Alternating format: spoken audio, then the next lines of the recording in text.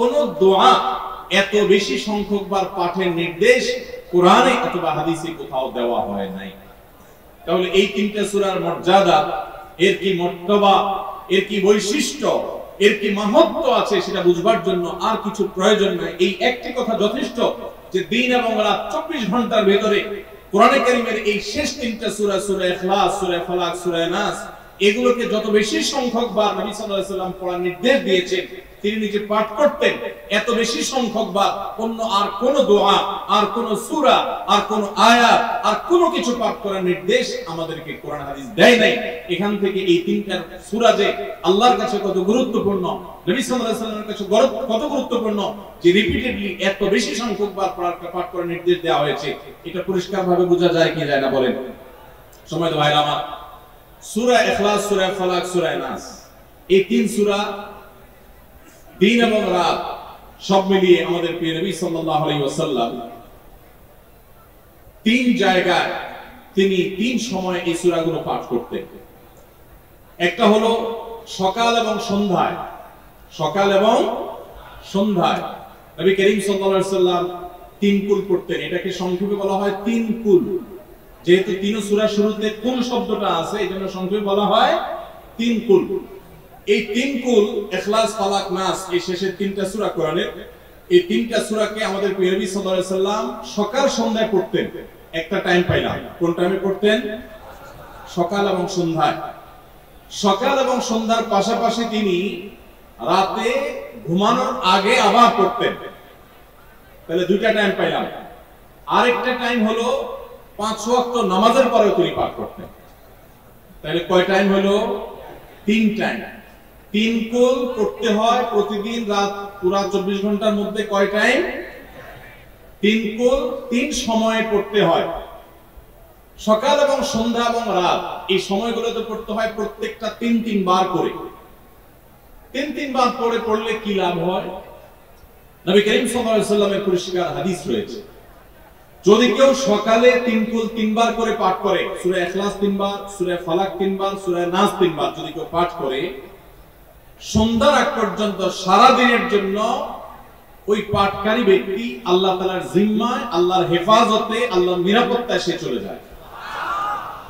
যত প্রকার অনিষ্ট আছে, ক্ষতি আছে, দৃশ্যমান ক্ষতি, অদৃশ্যমান ক্ষতি, সব ধরনের ক্ষয়ক্ষতি থেকে এবং আকস্মিক বিপদ থেকে, মুসিবত থেকে আল্লাহ রাব্বুল আলামিন ওই ব্যক্তিকে হেফাজত করেন, যে ব্যক্তি ইয়াকিনের সাথে, ঈমানের সাথে, দৃঢ়তার সাথে আল্লাহ তাআলার কাছে প্রার্থনা করে এই সূরাটা সকালে 3 বার পাঠ করে। একই ভাবে যে ব্যক্তি সন্ধ্যায় পাঠ করে, মাগরিবের আগে বা পরে, আসরের পর থেকে নিয়ে মাগরিবের আগে কিংবা ইশার আগ পর্যন্ত কোন সময়ের ভিতরে যদি কেউ এই 3 কুল 3 বার পাঠ করে, তো সারা রাত জুড়ে ওই ব্যক্তি, এই পাঠকারী ব্যক্তি আল্লাহ রাব্বুল আলামিনের নিরাপত্তায় প্রবেশ করে যায়। একই ভাবে আমাদের প্রিয় নবী সাল্লাল্লাহু আলাইহি ওয়াসাল্লাম প্রত্যেক 5 ওয়াক্ত নামাজের প্রত্যেক ওয়াক্তের পর এই 3 কুল পাঠ করতেন একবার। কয়বার? একবার সূরা ইখলাস, একবার সূরা ফালাক, আর একবার সূরা নাস। তাহলে মোট দিন এবং রাতে কয় জায়গায়, কয় টাইমে এই সূরাগুলো পাঠ করতে হয়? 3 টাইম। একটা হলো সকাল সন্ধ্যায়, আরেকটা হলো রাতে শোয়ার আগে, আরেকটা হলো 5 ওয়াক্ত নামাজের, 5 ওয়াক্ত নামাজের পরে একবার করে, একবার সূরা ইখলাস, একবার সূরা ফালাক, একবার সূরা নাস। ফজরের পরে, আবার যোহরের পরে, আবার আসরের পরে, আবার মাগরিবের পরে, আবার ইশারের পরে। তাহলে দিন এবং রাত 24 ঘন্টায় এই 3 কুল কত বেশি গুরুত্বপূর্ণ হলে কোরআনের অন্য কোন সূরা, অন্য কোন আয়াত এত বেশি জায়গায়, এত বিভিন্ন জায়গায়, বিভিন্ন সময়ে নবী সাল্লাল্লাহু আলাইহি ওয়াসাল্লাম এত সংখ্যকবার আমাদেরকে পাঠের নির্দেশ দেন নাই। এখান থেকে বোঝা যায় এই সূরাগুলো কত গুরুত্বপূর্ণ, কত প্রয়োজনীয় এবং কত ফজিলত এবং মর্যাদাপূর্ণ। ভাইরা আমার, দিন এবং রাত 24 ঘন্টার ভিতরে 3 সময়ে এই সূরাগুলো মোট কতবার পাঠ করা হয়? আসুন আমরা হিসাব করি। সকাল, সন্ধ্যা এবং রাতে 3 বার করে যদি পাঠ করা হয়, তাহলে কয়বার হলো? 9 বার করে। সকালে 3 বার, সন্ধ্যায় 3 বার, রাতে 3 বার, তাহলে মোট কয়বার হলো? 9 বার। আর 5 ওয়াক্ত নামাজের পরে 5 বার, কয়বার হলো? 9 আর 5 কত? 14। সূরা ইখলাস দিনে কয়বার পড়তে হয়? কমপক্ষে 14 বার পাঠ করা সুন্নাহ। সূরা ফালাক দিনে 14 বার পাঠ করা সুন্নাহ। সূরা নাস দিনে 14 বার পাঠ করা এটা সুন্নাহ। নবী সাল্লাল্লাহু আলাইহি ওয়াসাল্লাম এই আমলটা আমরা অনেকে জীবনে আজকে প্রথম শুনেছি, অনেকে হয়তো আগে থেকে জানি। আমি এই ফজিলত এবং মর্যাদার কথা যে বললাম, আল্লাহ নবী সাল্লাল্লাহু আলাইহি সাল্লাম যে বলেছেন সকালে পড়লে সারা দিন, সন্ধ্যা পড়লে সারা রাত, রাতে শোয়ার সময় পড়লে, বিশেষ করে রাতে মানুষ ঘুমন্ত অবস্থায় নানা রকমের ক্ষয়ক্ষতির আশঙ্কা থাকে, এই সব ধরনের ক্ষয়ক্ষতি থেকে আল্লাহর নিরাপত্তা এসে চলে আসে। আল্লাহ তার হেফাজতের জিম্মাদারি নিয়ে নেন, দায়িত্বশীল হয়ে যান, সবকিছু থেকে যথেষ্ট, সবকিছু থেকে আল্লাহ তাআলা তাকে নিরাপদ করে দেন। এই বিশ্বাস, এই ইয়াকিন নবী সাল্লাল্লাহু আলাইহি ওয়াসাল্লামের কথার প্রতি আমাদের আছে না নাই?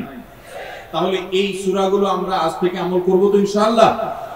এই 3 কুল সকাল সন্ধ্যায় এবং রাতে ঘুমানোর আগে এটা পাঠ করার একটা বিশেষ পদ্ধতি আছে। সেটা হলো নবী করিম সাল্লাল্লাহু আলাইহি ওয়াসাল্লাম শিক্ষা দিয়েছেন এই 3 কুল, সূরা ইখলাস 3 বার পড়বেন, সূরা ফালাক 3 বার পড়বেন, সূরা নাস 3 বার পড়বেন, পড়ে 2 হাতকে এরকম কোষ করবেন, এভাবে কোষ করবেন, কোষ করে এই কোষের মধ্যে ফু দিবেন, নিজের কোষের ভিতরে 3 বার পড়ে ফু দিয়ে এরপর সেটাকে পুরো শরীরের মধ্যে মুছে ফেলবেন। যেখানে যেখানে হাত নেওয়া সম্ভব হয়, শরীরের যতটুকু জায়গা হাত নেওয়া সম্ভব হয়, সামনে পেছনে চেষ্টা করে যতটুকু সম্ভব হয় ততটুকু মাসা করবেন, মুছবেন হাত দিয়ে।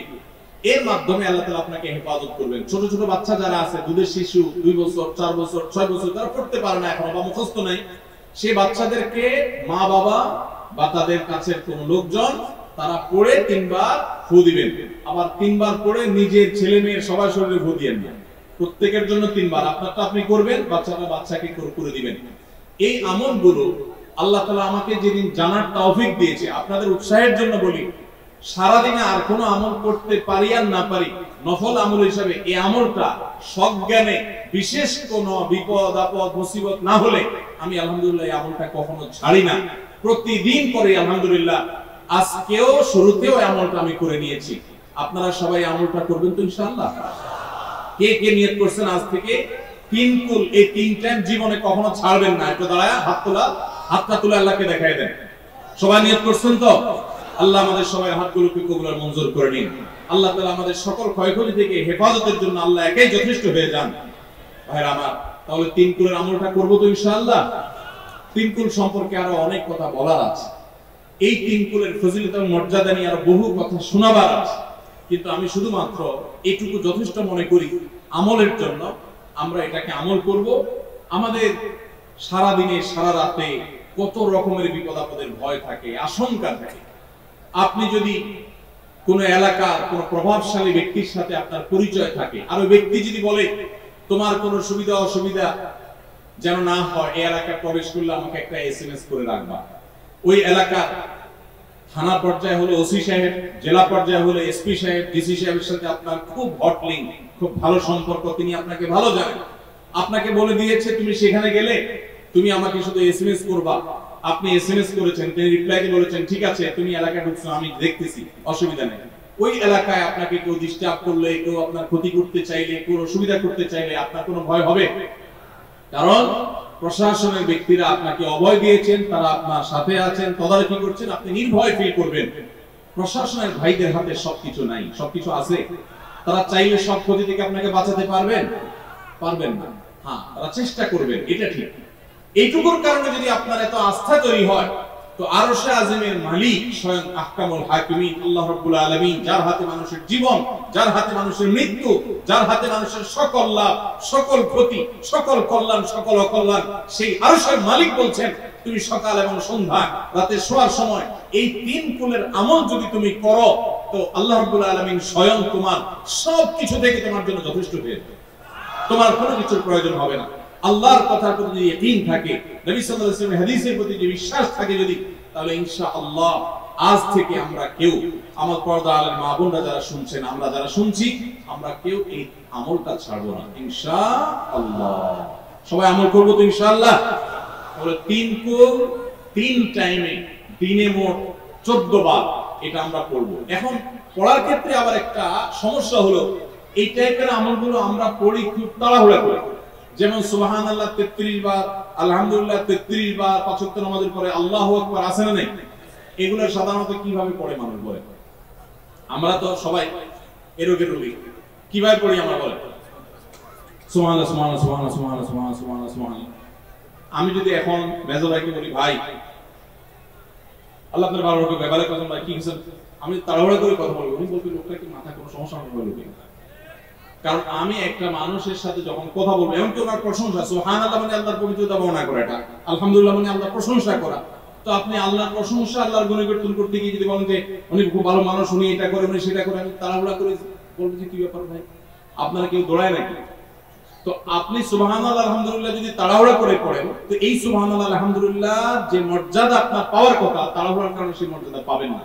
মহব্বতের সাথে পড়বেন, অর্থ বুঝে সুবহানাল্লাহ সুবহানাল্লাহ সুবহানাল্লাহ আলহামদুলিল্লাহ আলহামদুলিল্লাহ, কোয়ালিটি মেইনটেইন করবেন। দেখেন আমাদের মুসলমানদের, গোটা দুনিয়া জুড়ে মুসলমানদের একটা বড় ত্রুটি হলো যে আমরা আজকাল কোন কাজে, সেটা দুনিয়ার কাজ হোক আর আখিরাতের কাজ হোক, সব কাজেই আমরা তাড়াহুড়া করে কোয়ালিটিটা নষ্ট করে ফেলি, আমরা কোয়ালিটিটা ঠিক রাখি না। আমার আফসোস লাগে অমুসলিম প্রধান দেশগুলোতে যখন যাই বা তাদেরকে যখন দেখি যে তারা কাজের মধ্যে কোয়ালিটিটা ঠিক রাখে, যেটাই করে কোয়ালিটি ঠিক রাখে, অথচ এই নির্দেশ আমাদেরকে আমাদের রাসূল দিয়েছেন, ইন্নাল্লাহা ইউহিব্বু ইযা আমিলা আহাদুকুম আমালান আইয়ুতনাহু, আল্লাহ পছন্দ করেন বান্দা যেই কোনো কাজ করুক, আমালান আই আমালে, যে কোনো কাজ করুক, সেটা দুনিয়ার কাজ হোক সেটা আখিরাতের কাজ হোক, সুদৃঢ়ভাবে করবে, সুন্দরভাবে করবে, উত্তম রূপে করবে, এটা আল্লাহ তাআলা পছন্দ করেন। আর আজকাল আমাদের অবস্থা কি? আমাদের অবস্থা হলো যে আমরা তাড়াহুড়া করি। ভাইরা আমার, এই তাড়াহুড়া করে কোয়ালিটি নষ্ট করা যাবে না, বরং তিনকুল যতবার যেখানে পড়তে বলা হয়েছে মহব্বতের সাথে আস্তে আস্তে পাঠ করবেন। আল্লাহ আমাদের সবাইকে আমাদের তৌফিক দান করুন, আমিন। ভাইরা আমার, তাহলে তিনকুলের ফজিলত জানলাম আমরা, কখন কতবার পাঠ করব, কেন পাঠ করব, তার উপকারিতা কি সেটা আমরা জানলাম। আমাদের ছোট্ট একটা বই আছে রাসূলুল্লাহ সাল্লাল্লাহু আলাইহি ওয়াসাল্লামের সকাল সন্ধ্যার দোয়া ও জিকির, সেখানে সকাল সন্ধ্যা নবী সাল্লাল্লাহু আলাইহি ওয়াসাল্লাম যে জিকির দোয়া জিকির গুলো করতেন সেগুলো দেওয়া আছে, ছোট বই, এগুলো অনলাইন থেকে ডাউনলোড করেও পড়তে পারেন, টাকা দিয়ে কেনারও প্রয়োজন নাই। সেগুলোর মধ্যে এই আমলটা সর্বাগ্রে গুরুত্বের সাথে শুরুর দিকে এটা রাখা আছে, আমরা চেষ্টা করব আমলে। এবার আমি চলে যাচ্ছি সূরা ইখলাস, সূরা ফালাক এবং সূরা নাস, তিনও সূরা সংক্ষেপে একটু এটার অর্থ এবং এটার ব্যাখ্যাটা আপনাদেরকে জানাবো। প্রথম নম্বরে চলে আসি আমরা সূরা ইখলাসের ব্যাপারে। সূরা ইখলাস এটাকে আমরা সাধারণত কুল হুয়াল্লাহ সূরা বলি, তাই না? ইখলাস মানেটা কি? আমরা যেহেতু এই সূরাগুলো নামাজের মধ্যে সবচেয়ে বেশি পাঠ করি, ঠিক না বেঠিক? এই সূরাগুলো অর্থাৎ শেষের দিককার সূরাগুলো আমরা যেহেতু বেশি নামাজের মধ্যে পাঠ করি, এই সূরাগুলোর অর্থ যদি আমি জানি, ব্যাখ্যা যদি আমি জানি, তাহলে নামাজের মধ্যে মনোযোগ ধরে রাখা সহজ হবে। কারণ আপনি মুখে কি পড়তেছেন আপনি যে অর্থ বুঝেন না, মন্ত্রের মতো পাঠ করতেছেন, যদিও না বুঝে পড়লেও আপনি সওয়াব পাবেন, কিন্তু না বুঝে পড়লে তো আর এই কোরআনে আল্লাহ কি বলেছে সেটা আপনি জানতে পারবেন না, না জানলে সেই অনুযায়ী আপনি আমলও করতে পারবেন না। এজন্য আমাদেরকে বুঝতে হবে। এজন্য সূরা ইখলাস সম্পর্কে আমরা জানি, ইখলাস এই সূরার নাম হলো সূরাতুল ইখলাস বা ইখলাসের সূরা। ইখলাস শব্দের একটা অর্থ হলো পিওর করা, খাঁটি করা। তার মানে আমাদের ইবাদতটা শুধু আল্লাহর জন্য হবে, খাঁটি হবে, এখানে কোনো ভেজাল অন্য কারোর জন্য সেটা হবে না। আমাদের দোয়াগুলো সব শুধু আল্লাহর জন্য হবে, খাঁটি এবং ফ্রেশ ভাবে আল্লাহর জন্য নিবেদন করব, সাথে আর কারোর সেখানে শরীক করব না। এইজন্য এই সূরার নাম ইখলাস, যে এই সূরার মধ্যে আল্লাহর ইবাদত, একত্ববাদ, তাওহীদ এটাকে খাঁটি করবার নির্দেশ দেওয়া হয়েছে, আল্লাহর কোনো শরীক নেই। এইজন্য এটাকে সূরা ইখলাস বলা হয়েছে, খাঁটি করার সূরা, ঈমানকে বিশুদ্ধ করা, তাওহীদকে ঠিক করার সূরা। একইভাবে ইখলাসের আরো বিভিন্ন অর্থ এবং বিভিন্ন ব্যাখ্যা আছে, আমরা শুধু এইটুকু বলি। এরপর আসা যাক সূরা কুল হুয়াল্লাহ, কেন আল্লাহ তাআলা এই সূরাটা নাযিল করলেন? কোরআনে কারীমের বিভিন্ন সূরা, বিভিন্ন আয়াত নাযিলের প্রেক্ষাপট আছে, যেটাকে শানে নুজুল বলা হয়। কেন এই সূরা আল্লাহ তাআলা আমাদেরকে দিয়েছেন এই সম্পর্কে নবী সাল্লাল্লাহু আলাইহি সাল্লামের এক সাহাবী, তার থেকে একটি হাদিস বর্ণিত আছে। সেই হাদিসের আলোকে আমরা জানি যে মক্কার মুশরিকরা, মক্কার কাফিররা, অবিশ্বাসীরা, তারা নবী সাল্লাল্লাহু আলাইহি সাল্লাম যখন তাওহীদের দাওয়াত দিলেন, আল্লাহর পথে আসার দাওয়াত দিলেন, তারা বলল, মুহাম্মদ, আমরা তো সবার বংশ পরিচয় জানি। সেই যুগে মানুষ ওটের পর্যন্ত বংশ পরিচয় জানতো, শিখতো। তো নবী সাল্লাল্লাহু আলাইহি সাল্লামকে তারা জিজ্ঞাসা করেছে, মুহাম্মদ, তোমার যে আল্লাহর কথা বলো, ঈমান আনার জন্য বলো, তোমার আল্লাহর বংশ পরিচয়টা একটু আমাদেরকে জানাও। মক্কার মুশরিকদের এরকম হাস্যকর দাবি শোনার পর নবী সাল্লাল্লাহু আলাইহি সাল্লামের প্রতি আল্লাহ তাআলা এই সূরা নাযিল করে তাদের এই প্রশ্নটা যে অবান্তর, আল্লাহ তাআলার যে কোনো বংশ পরিচয় নাই, আল্লাহর যে কোনো জন্মদাতা নাই, তিনি যে কোনো জন্মদাতার মুখাপেক্ষী নন, সে বিষয়টাকে আল্লাহ তাআলা বিশদভাবে এই সূরাতে বিবৃত করেছেন, বর্ণনা দিয়েছেন। এই জন্য ওই প্রেক্ষিতে এই সূরাটা নাযিল হয়েছে। কোন উলামা ইকরাম কোন মুফাসসিরগণ অবশ্য ভিন্ন আরো